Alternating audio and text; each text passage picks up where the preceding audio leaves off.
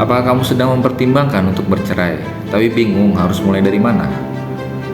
Nah, apalagi kalau nggak punya cukup uang untuk menyewa pengacara.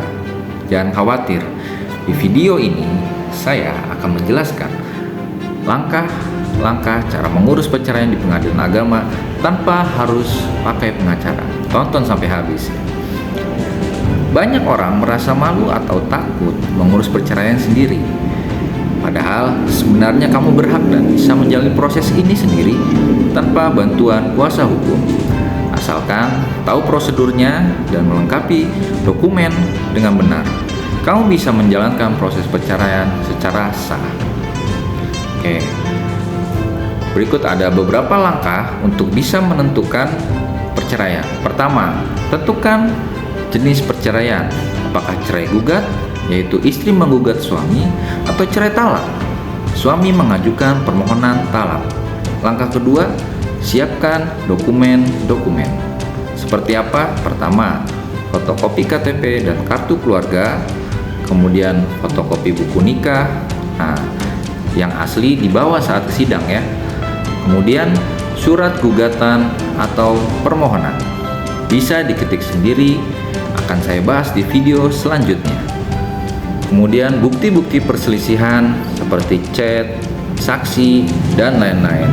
Langkah selanjutnya, daftar ke pengadilan agama setempat. Kunjungi pengadilan sesuai domisili istri atau sesuai domisili tergugat. Bawa semua dokumen, kemudian isi formulir pendaftaran.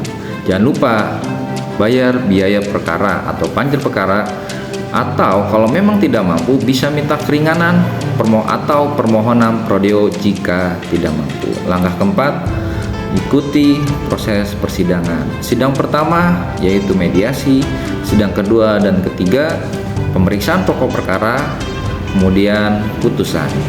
Nah, setelah selesai secara rangkaiannya, ambil salinan putusan dan akte cerai. Setelah inkrah atau sesuai keputusan pengadilan 30 hari tidak ada banding, minta salinan resmi dan akte cerai dari pengadilan. Oke, ada tips tambahan ya untuk semuanya. Kalau kamu bingung buat surat gugatan sendiri, kamu bisa cari contoh formatnya di situs resmi Mahkamah Agung, atau minta bantuan pos baku atau pos bantuan hukum sebenarnya di pengadilan, dan itu gratis. Jadi mengurus perceraian tanpa pengacara itu bisa dan sah menurut hukum. Kamu cukup siapkan dokumen, datang ke pengadilan agama, dan ikuti prosesnya dengan sabar. Ingat, perceraian adalah solusi terakhir. Tapi kalau memang itu jalan terbaik, pastikan dilakukan secara hukum dan terhormat. Kalau kamu merasa video ini bermanfaat, jangan lupa klik like, subscribe, dan nyalakan lonceng agar tidak ketinggalan video hukum bermanfaat lainnya. Nah, kalau kamu butuh contoh surat gugatan atau mau konsultasi hukum gratis, tulis pertanyaanmu di kolom komentar ya.